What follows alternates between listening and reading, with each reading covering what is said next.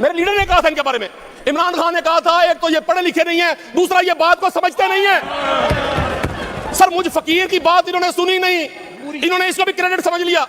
मतलब ये खुशामद में यहां तक आ गए कि जी 5000 के नोट पर नवाज शरीफ साहब की तस्वीर लगा दे। मैं तो इन्हें मशवरा दूंगा सर्जरी करवाएं, एक माथे पर दोनों गालों पर 5,000 के नोट की। सर मेरी जिन मुल्कों में लोग 30-30 साल से हाकिम है, वहां की आवाम उन्हें सल्यूट करती है, उनके खिलाफ बात नहीं करती, वहां जमहूरियत होना हो। आप 30-30 साल बजट पेश करने के बाद आज भी आपकी बात वहीं से शुरू होती है, हम ये करेंगे, हमने ये करना है।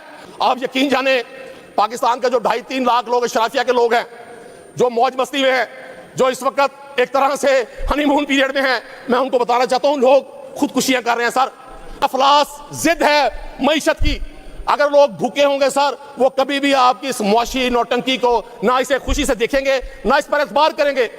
आपकी कानून साजियां एक छाबड़ी वाले के लिए, आपकी कानून साजियां एक रेडी वाले के लिए, आपकी कानून साजियां एक गरीब शख्स के लिए, मोटरसाइकिल के चलाने वाले के लिए, छाबड़ी को पीने के जरिए उठाने के लिए हो गए। ये मुझे पता है इन्होंने पिछले 2.5 साल में एनवायरमेंट को कंट्रोल करने के लिए क्या बाकायदा पॉलिसी बनाई, सिवाय वीगो डाले दे दिए एनवायरमेंट डिपार्टमेंट को।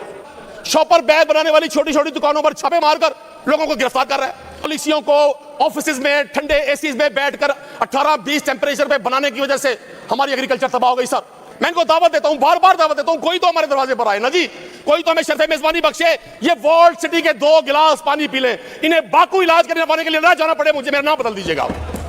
30 साल में बजट पेश किए, अरबों दिए, अरबों लिए, क्या किया क्या नहीं किया तारीख का हिस्सा है। मैं आज भी जब इनकी कानून साजियां देखता हूं, सर पाकिस्तान उन 8-10 मुल्कों में शामिल है जिनको बदतरीन क्लाइमेट चेंज का सामना है। सर सीनियर मिनिस्टर साहब अगर हाउस में जलवा फरोज हो ही गई हैं, तशरीफ ले ही आई हैं, तो हमारी गुजारिश आपको तवज्जो दे। सर स्पीकर ये एक बुकलेट शाया की फाइनेंस मिनिस्टर साहब ने असेंबली से ये हुक्म जारी फरमाया था हमें, आपकी राय बजट 2026-27 कि हम जरूर इस पर अपनी आरा देंगे, लेकिन अगर आपकी इस बुकलेट का मतलब ये आपकी राय भाड़ में जाए तो फिर इसका कोई फायदा नहीं है।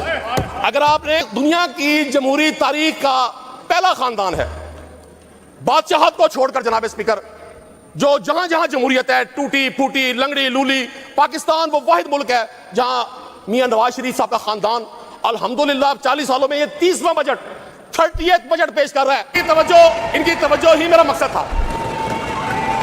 अगले रोज यहाँ ऐवान का माहौल मोमना इकबाल के नाम लेने पर बड़ा कशीदा हो गया था। आज मियां नवाज शरीफ के नाम से चले खुशी तो इनके चेहरों पर। जनाब डिप्टी स्पीकर मैं बात क्या करना चाह रहा था, एक तो ये मेरे लीडर ने कहा था इनके बारे में, इमरान खान ने कहा था, एक तो ये पढ़े लिखे नहीं है, दूसरा ये बात को समझते नहीं है। सर मुझ फकीर की बात इन्होंने सुनी नहीं। ये दुनिया की जमहूरी तारीख का पहला खानदान है, बादशाहत को छोड़कर जनाब स्पीकर, जो जहां जहां जमहूरियत है टूटी फूटी लंगड़ी लूली, पाकिस्तान वो वाहिद मुल्क है जहां मियां नवाज शरीफ साहब का खानदान अल्हम्दुलिल्लाह 40 सालों में ये 30वां बजट 30th बजट पेश कर रहा है। जनाब डिप्टी स्पीकर के इस दौर में 40 साल के इस दौर चले सर इनकी तवज्जो ही मेरा मकसद था।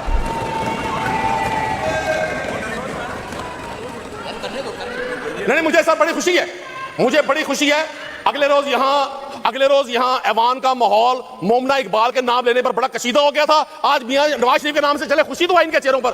जनाब डिप्टी स्पीकर मेरी गुजारिश क्या है, मैं बात क्या करना चाह रहा था, एक तो ये मेरे लीडर ने कहा था इनके बारे में, इमरान खान ने कहा था, एक तो ये पढ़े लिखे नहीं है, दूसरा ये बात को समझते नहीं है। सर मुझ फकीर की बात इन्होंने सुनी नहीं, इन्होंने इसको भी क्रेडिट समझ लिया। मतलब ये खुशामद में यहां तक आ गए कि जी 5000 के नोट पर नवाज शरीफ साहब की तस्वीर लगा दे। मैं तो इन्हें मशवरा दूंगा सर्जरी करवाएं, एक माथे पर दोनों गालों पर 5,000 के नोट की। सर मेरी बातों सुने मैं क्या कह रहा हूं, मैं गुजारिश क्या कर रहा हूं, मेरा मकसद कतन तनकीद करना नहीं है। ये ऑनर होगा, मियां नवाज शरीफ साहब जाती हैसियत में हमारे लिए मोहतरम है, हमारा इख्तलाफ जब भी होगा आइडियोलॉजिकल होगा, नजरिए पे होगा, बात पे होगा। सर 3 दहाइयां एक खानदान, 3 दहाइयों से 40 साल में। अब आप एनवायरमेंट में बात करें ना सर, सुन तो लेना जी जनाब डिप्टी स्पीकर, मैंने आपसे विनती की थी सर मैं एनवायरमेंट आप माहौल बेहतर करेंगे तो मैं माहौल पे आऊंगा ना सर। माहौल बेहतर है, खामोशी है। एक खानदान 30 बजट पेश करता है 40 साल में, और पंजाब वहीं का वहीं खड़ा है। मैं आज भी जब इनकी कानून साजियां देखता हूं, सर पाकिस्तान उन 8-10 मुल्कों में शामिल है जिनको बदतरीन क्लाइमेट चेंज का सामना है। आप और मैं जनाब डिप्टी स्पीकर साउथ पंजाब से हैं, पाकिस्तान की एग्रीकल्चर प्रोडक्शन का 40% साउथ पंजाब से होता है। आज मैं अपनी बहन को रिक्वेस्ट करूंगा, हम आपसे सियासी इख्तिलाफ रखते हैं, हमारी कोई दुश्मनी नहीं है, आप आए जरा साउथ पंजाब में मिनिस्टर एग्रीकल्चर भी बैठे हुए हैं, अभी तशरीफ फरमा थे, आप सिर्फ सॉइल का ऑर्गेनिक टेस्ट करवाएं। अगर साउथ पंजाब के सॉइल में 0% इस वक्त जो आप उसका टेस्ट करवाएंगे, आपको वहां ऑर्गेनिक मैटर 0% मिलेगा। इसका क्या मतलब है सर? कि आपकी ज़राअत डेथ की तरफ जा रही है। आपने 30 साल में बजट पेश किए, अरबों दिए, अरबों लिए, क्या किया क्या नहीं किया, तारीख का हिस्सा है। मैं आपसे 2.5 साल का हिसाब मांग रहा हूं। आपने 2.5 साल में क्लाइमेट चेंज के लिए क्या किया? आपकी कानून साजियां एक छाबड़ी वाले के लिए, आपकी कानून साजियां एक रेडी वाले के लिए, आपकी कानून साजियां एक गरीब शख्स के लिए, मोटरसाइकिल के चालान वाले के लिए, छाबड़ी को पीला के जरिए उठाने के लिए। आपने अर्बनाइजेशन रोकने के लिए क्या कानून साजी की? आपने फॉरेस्ट जो खत्म हो रहे हैं दिन ब दिन, शहरी आबादी सर जब देहातों से मुंतकिल होकर शहरों में आएगी, देहात से लोग शहरों का रुख करेंगे। आप मुझे बताएं जनाब डिप्टी स्पीकर, आप माहौलियात को कैसे कंट्रोल कर सकेंगे? राणा साहब ने पॉइंट आउट किया, मुझे एक कानून साजी बता दें, कोई एक प्रोजेक्ट। मेरी बहन मुझे बताएंगी अपनी स्पीच में, अगर नहीं बताएंगी, इन्होंने रिवाइज स्पीच की, मैं समझूंगा फिर ये भी उसी तरह से जैसे बाजी के लोग हैं। ये मुझे बताएं इन्होंने पिछले 2.5 साल में एनवायरमेंट को कंट्रोल करने के लिए क्या बाकायदा पॉलिसी बनाई, सिवाय वीगो डाले दे दिए एनवायरमेंट डिपार्टमेंट को, सिवाय लोगों को तंग करने के लिए। मतलब एनवायरमेंट डिपार्टमेंट क्या कर रहा है सर? शॉपर बैग बनाने वाली छोटी छोटी दुकानों पर छापे मारकर लोगों को गिरफ्तार कर रहा है, उनका जुर्माने कर रहा है। सर आप उस मुल्क में हैं जहां 25 करोड़ की आबादी है, जिसने 2040 तक इस मुल्क ने आबादी में माशाल्लाह आलमी रिकॉर्ड कायम कर रहे हैं, 40 करोड़ लोग हो जाने हैं। हुकूमतें आपके पास हैं, आपने एनवायरमेंट डिपार्टमेंट को समझा सिर्फ ये 15 दिन स्मोक का सीजन है। कतर ऐसा नहीं है। आपकी अदम तवज्जोही की वजह से पॉलिसियों को ऑफिस में ठंडे एसीज में बैठकर 18-20 टेंपरेचर पे बनाने की वजह से हमारी एग्रीकल्चर तबाह हो गई सर। आज आप कहते हैं कि आपने वॉल सिटी का बिल पास किया।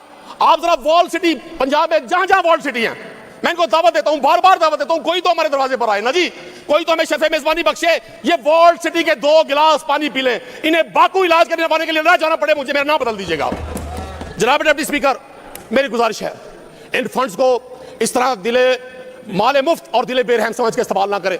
अगर आप सही मानों में पंजाब के लोगों से प्यार करते हैं, आप सही मानों में पंजाब की खिदमत करना चाहते हैं, तो ग्राउंड पे पॉलिसीज बनाएं जो ग्राउंड पे लोगों को बेनिफिट दें।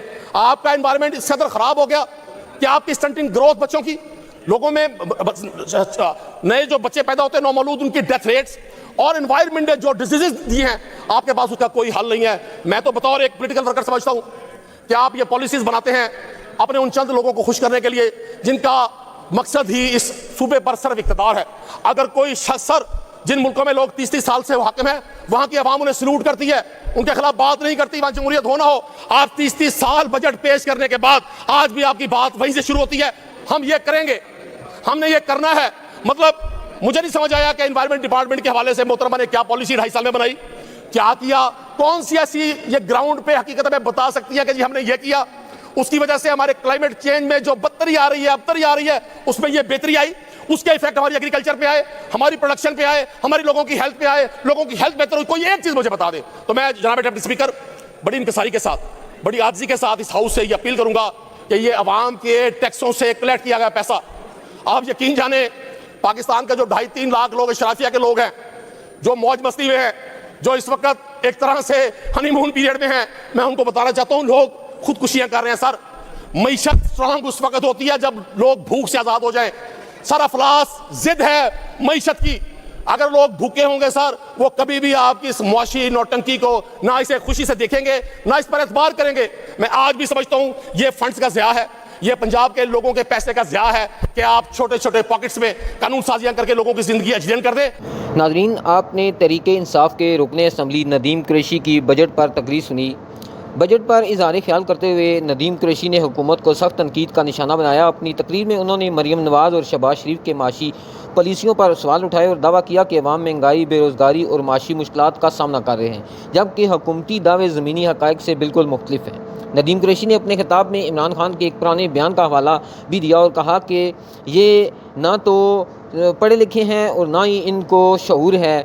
इमरान खान इनके बारे में ठीक कहते हैं कि ये पढ़े लिखे नहीं हैं और ये पढ़ने की कोशिश भी नहीं करते। मैं ये बात कर रहा हूँ कि पिछले तकरीबन 3 दहाइयों से नवाज शरीफ इस मुल्क पर मसलत है, लेकिन पंजाब के अंदर उसने किसी किस्म का आवाम को कोई रिलीफ नहीं दिया और आज आवाम भूख और जो है ना 3 वक्त की रोटी खाने से भी मजबूर है। नाज़रीन, आप नदीम कुरैशी की आज की धुआंधार तकरीर के बारे में क्या कहना चाहेंगे? आप अपनी राय से हमें ज़रूर आगाह करें। नेक्स्ट वीडियो तक मुझे दें इजाज़त। अल्लाह हाफ़िज़।